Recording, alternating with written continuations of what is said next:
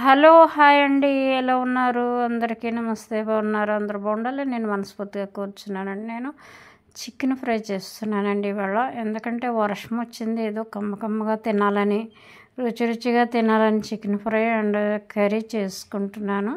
Chicken పీసులు అయితే oil వేసేసుకుంటున్నానండి. కొద్దిగా హీట్ ఎక్కిన తర్వాత ఆయిల్ చికెన్ వేసాను. అలాగే ఆనియన్ కూడా వేస్తున్నాను ఇప్పుడు. అలాగే చిల్లీ, అలాగే జింజర్,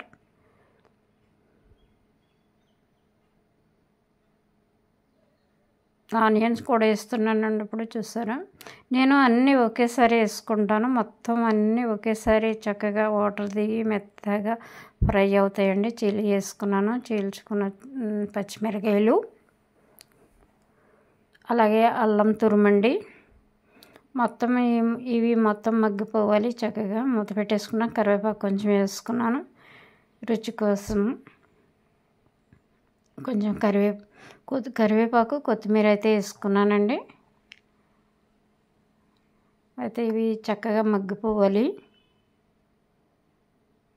నేను సింపుల్గా అయితే చేసేసుకుంటున్నానండి. మళ్ళీ చికెన్ కర్రీ కూడా పక్కన తయారు చేసుకుంటున్నాను. అయితే మీకు ఈ వీడియో అయితే చూపిస్తున్నాను. చికెన్ ఫ్రై ఎక్కువ ఆయిల్ వేసేసి ఫ్రై చేయటమే కదండి, వైట్ రైస్లో తినడానికి చక్కగా టేస్టీగా ఉంటుంది ఈ ఫ్రై. అలాగే మన చపాతీల్లో కూడా నంచుకొని తినొచ్చు. అలాగే నేను కొంచెం జీడిపప్పు వేసుకుంటున్నాను. జీడిపప్పు వేయటం వలన కొంచెం కమ్మగా ఉంటుంది తినడానికి.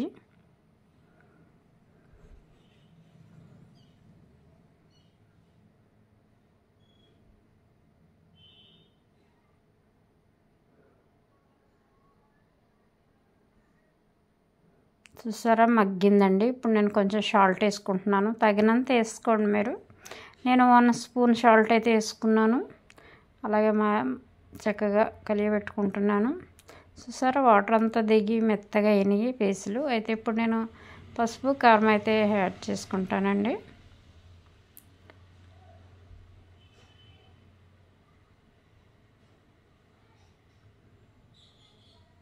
వన్ స్మాల్ స్పూన్ పసుపు అయితే వేసుకున్నాను. అదేవిధంగా 1 స్పూన్ కారం అయితే వేసుకున్నాను. చక్కగా కలుపుకోవాలి. నేను సింపుల్గా అయితే ఫ్రై చేసేసుకుంటున్నానండి. ఇది వైట్ రైస్లోకి అయితే కమ్మగా ఉంటుంది.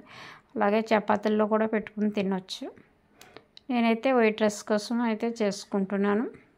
చూసారా ఫ్రెండ్స్, చక్కగా మగ్గినాయి, ఉడికినాయి కూడా చక్కగాను. అయితే నేను తిని కూడా చూపిస్తాను మీకు. చూసారా, ఇదంతా వాటర్ దిగి మగ్గిపోతాయండి. చాలా వరకు దగ్గరికి వచ్చేసింది. మసాలా పొడి వేసుకుంటే సరిపోతుంది. నేను దంచి పెట్టుకున్న మసాలా పొడి అండి, కాస్త కర్రీలోకి కాస్త ఫ్రైలోకి అండి. ధనియాలు, జీలకర్ర, అలాగే గసగసాలు, మొత్తం లేలిక్కేలు ఇవన్నీ కలిపి నేను పొడి చేసుకున్నానండి. చాలామంది పేస్ట్లు వేసుకుంటారు, నేను పొడి కింద తయారు చేసుకుంటాను. నాకు ఇదే ఇష్టము. అయితే మీరైతే పేస్ట్ చేసుకుని వేసుకోవచ్చు. ముందుగా అల్లం వేసుకుని ఆనియన్ వేసి ఫ్రై చేసుకున్నాను కాబట్టి ఇప్పుడైతే రెడీ అయిపోయిందండి ఫ్రై అనేది. చికెన్ ఫ్రై చూసారు, మెత్తగా వచ్చేసినవి. అంతే ఫ్రెండ్స్. ఈ వీడియో నచ్చినట్లయితే మీ ఫ్రెండ్స్కి షేర్ చేయండి. అలాగే ఎవరన్నా సబ్స్క్రైబ్ చేయకపోతే చేసుకోండి, లైక్ చేయండి. తప్పకుండా వీడియో చూడండి. మీ సపోర్ట్ అయితే నాకు అవసరము. Thank you watch my video. అలాగే నేను ఇక్కడ చికెన్ కూడా రెడీ చేసుకుని ఉంచుకున్నానండి. ఎందుకంటే చికెన్ కర్రీలు నేను చాలాసార్లు చూపించాను, అందుకే నేను వీడియో చూపించలేదు. వైట్ రైస్లోకి నేను ఈ 2 కర్రీలు అయితే చేసుకున్నాను, ఫ్రై అండ్ చికెన్. హాయ్ అండి, నేను చికెన్ ఫ్రై తిని చూపిస్తాను ఏ విధంగా ఉందో. వైట్ రైస్ అయితే పెట్టుకున్నాను కదా, ఇప్పుడైతే నేను చికెన్ తింటాను. ముందుగా జీడిపప్పు అయితే వేసుకుంటున్నానండి.